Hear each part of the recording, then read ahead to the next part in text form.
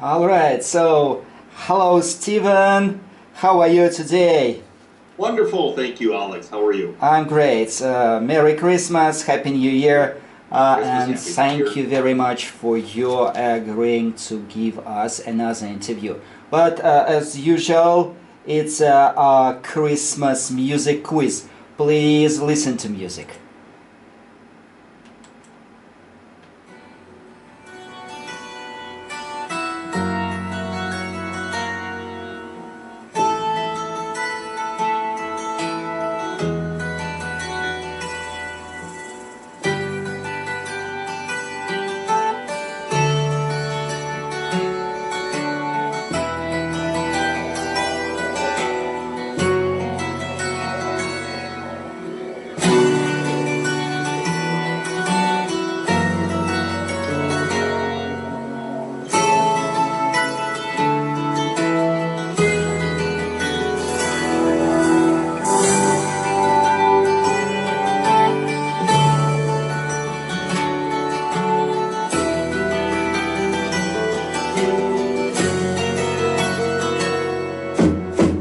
On a dark desert highway, cool wind in my hair, warm smell of colitas rising up through the air. Up ahead in the distance, I saw a shimmering light. My head grew heavy. All right, so what was it? I would say those are the Eagles. Good. You get a point. Nice. I Two for two. hope you in a better mood, in a higher mood now because it's still very early. So what's the time is there in Mexico? Oh, it's not too early. It's 6:26 a.m. Nice. So everything is great. You are in a great mood. We have minus 15 degrees below zero. It's so great Christmas weather. How does Mother Nature behave in Mexico? What's the weather like there? Well, in my area where I'm currently, it's maybe plus 15, maybe plus 20 even in the sun. Okay. But Good. in the northern state, it's probably minus 15 as well. In the more desert regions here in Mexico, so a large spectrum of temperatures. So nature influences our life, and people influence nature, and it's not always a win-win situation. Win-win influence. Let's talk about today about the most important aspect of our life, nature. We will have come from nature and we will disappear or dissolve in nature one day like sugar in water, unfortunately. So the first question, what things do you think about when you hear the word nature? Oh, well, when I think nature, I think more of the beauty of nature than anything else. You're talking more the impacts, the effect of nature. I think of the beauty of nature. And whether it's here in Mexico, United States, or Russia, even Alex, you riding the bike through nature in the area of Pушкино, Right. how beautiful nature is. Right. Does not matter the season, your recent travels through the winter trails near your house were Right. simply beautiful. Yes. I could even Thank smell the fresh, crisp air Thank of the you, Steven. winter. Great. Thank you. Good. Where is the nature at its most beautiful form? In the mountains, oceans, deserts, beaches, space, or forests? Okay, why do you think so? I think it belongs in the view of the viewer. Right, right.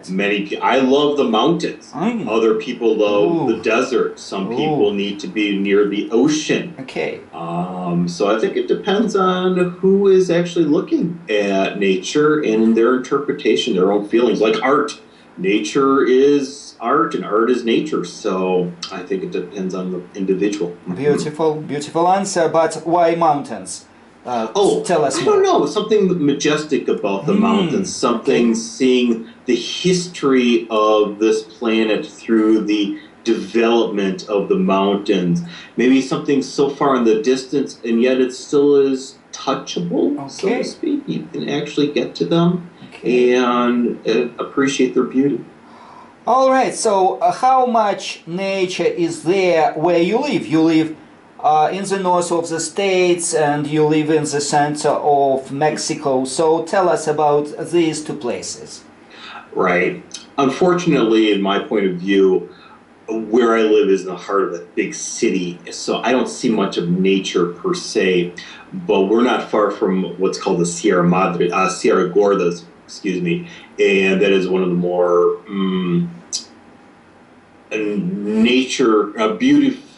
beauty-filled nature areas of Mexico, and many tourists, not just locals, but tourists come down to hike through the mountains Okay. and through the rivers of this area. Very beautiful area. Come on down, Alex. I invite you. Okay, good. And the United States, how is there? Oh, that's difficult. Like Russia, United States is a very big country. So whether you're talking mountains, whether you're talking rivers, deserts, it has it all. The cold, the warmth, and beautiful through and through. I encourage people to travel and soak in nature within their respective countries or traveling abroad. Mhm. Well, if we talk about your place of birth, Okay. about your native town in the United Okay. States. Okay. I'm What's from it a like? town in the state of Wisconsin, in Good. the northern part, Good. central northern part of the United States, right on one of the Great Lakes, as they call it, Lake Michigan. Okay. So everywhere to the east of our city was only water. It's a large, large body of water. That would be the highlight, the high point of nature in my area, for my hometown. Mhm. Okay, so you told me or you told me someday that when you are in the States in quite a cold weather, you are missing for Mexico, and vice versa. So is it so when you are in a hot climate, you miss for snow, for example? Oh, of course, of course. I think it's like anybody. If you're spend too much time in one climate, you start missing the other. Oh, it's so dry. I wish it would rain. Oh, it's so hot. I wish it would snow, or somewhere in between. Maybe not the extremes, but usually people, I think, in general, miss what they don't have, and maybe in that case, don't appreciate what they do have. Mhm. Okay, what does the power of nature mean? How powerful is nature? See, now when you talk power of nature, then I start thinking more of its forceful side, the natural events of nature that can do damage, whether it's to nature itself or to human infrastructure. When you talk the hurricanes, the tornadoes, the earthquakes, the tsunamis, etc. I think of power, I think of force, and nature reminds us as human beings every once in a while how powerful it is, and that human beings really don't have much as power is concerned against nature. Oh. We're pretty much in a lose situation there. Okay, thank you. Interesting. Where is the best place in your country to see or to experience nature, or in Mexico, from your experience, where From you my were? experience, Yes. that's a good one. From my experience, because I have traveled my country, United States, throughout, I have a passion for what's called the Northwest, or the Pacific Northwest, the states of Oregon and Washington. And not to surprise our listeners, they are filled with the mountains, Okay. forests, mountains, rivers, but I emphasize the mountains. Mhm. Mhm. And Mexico. No, in the United Yes, States. yes, in the United States. Sorry. But if In you Mexico, probably the southern states, and very nature filled, not much development there as far as human development, not many big cities in the southern part of the country, still lush with forests and beautiful views to hike through and to see from the distance. Mhm. Okay, so we are friends on Facebook, and when I look at your page, I always see lots of pictures of nature. And I love this picture. So why do you put all this stuff on the page? Oh, it's a passion more than anything else. I think people should see nature. It appeals to me. I refer nature to art and art to nature, and maybe I'm re-displaying the art of nature to others around the world, my friends on Facebook and beyond. Mm-hmm.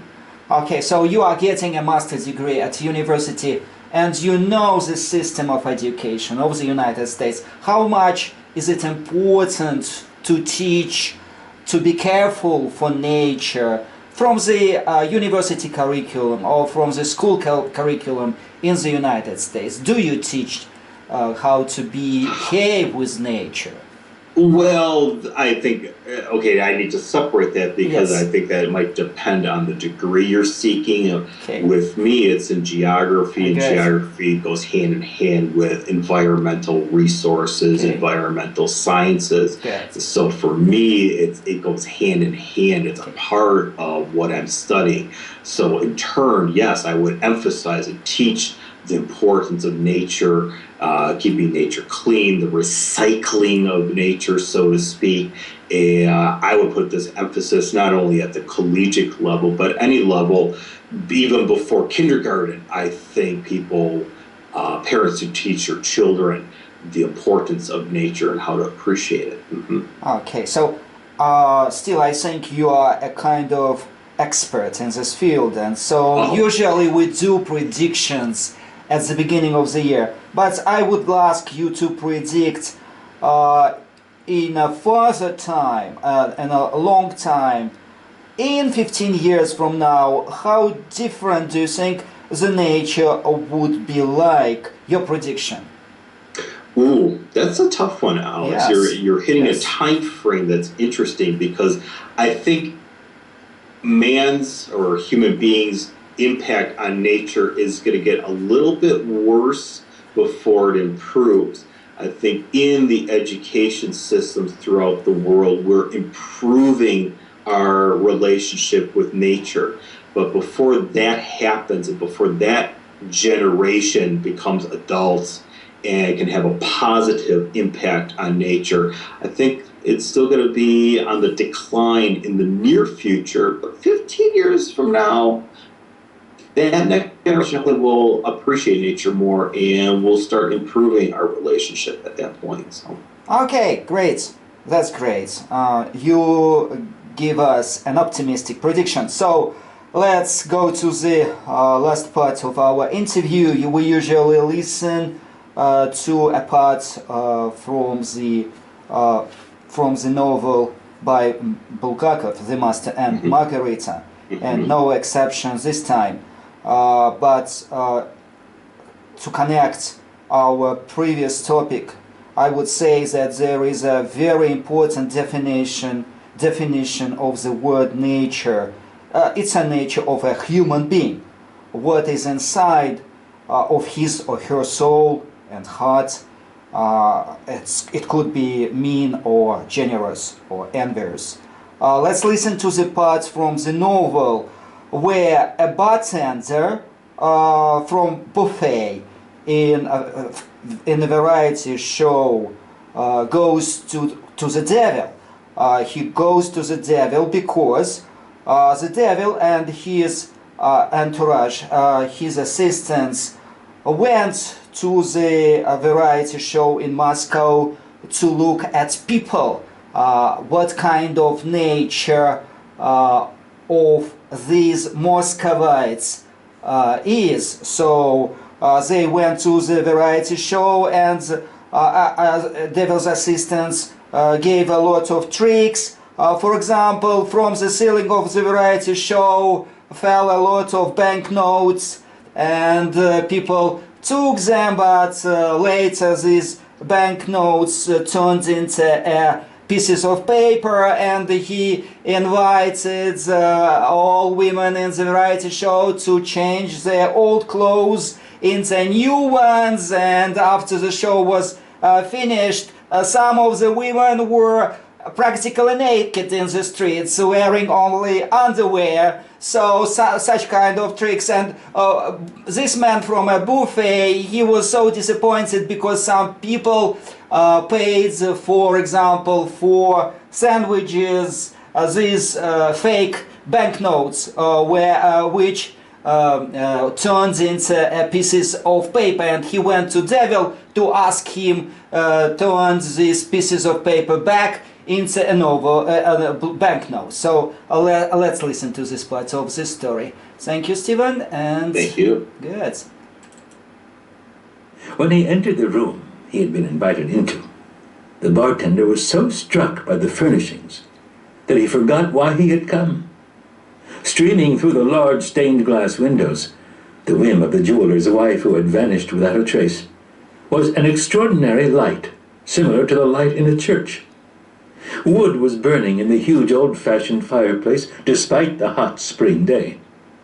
Yet it was not the least bit hot in the room. In fact, quite the opposite. A cellar-like dampness enveloped the man entering the room. Sitting on a tiger skin in front of the fireplace was a huge black cat, squinting contentedly at the fire. There was a table that made the God-fearing bartender shudder when he saw it. The table was covered with a brocaded altar cloth. On the altar cloth, numerous bottles were arranged, pot-bellied, dusty, and moldy. Amidst the bottles, a plate gleamed, and it was immediately obvious that the plate was made of pure gold. By the fireplace, a short, red-headed man with a knife in his belt was roasting pieces of meat skewered on a long steel sword, and the juice from the meat dripped in the fire, and the smoke went up the chimney. It smelled not only of roast meat, but of very strong perfume and incense, which made the bartender, who had learned of Berlioz's death and his place of residence from the newspapers, wonder if they weren't performing some kind of requiem mass for him. However, that notion was so preposterous that he dismissed it out of hand. The stunned bartender suddenly heard a deep bass say, "Well, sir, how can I help you?"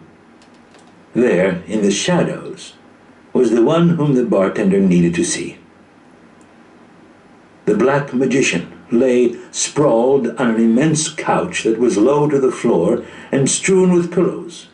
It seemed to the bartender that the artiste was wearing nothing but black underwear and black pointed slippers. The bartender began bitterly, am the chief bartender and buffet manager of the Variety Theatre. The artiste stretched out a hand sparkling with precious stones as if to seal the bartender's lips, and began speaking heatedly. No, not another word. Not in any circumstances, never. I wouldn't put a thing from that buffet of yours into my mouth.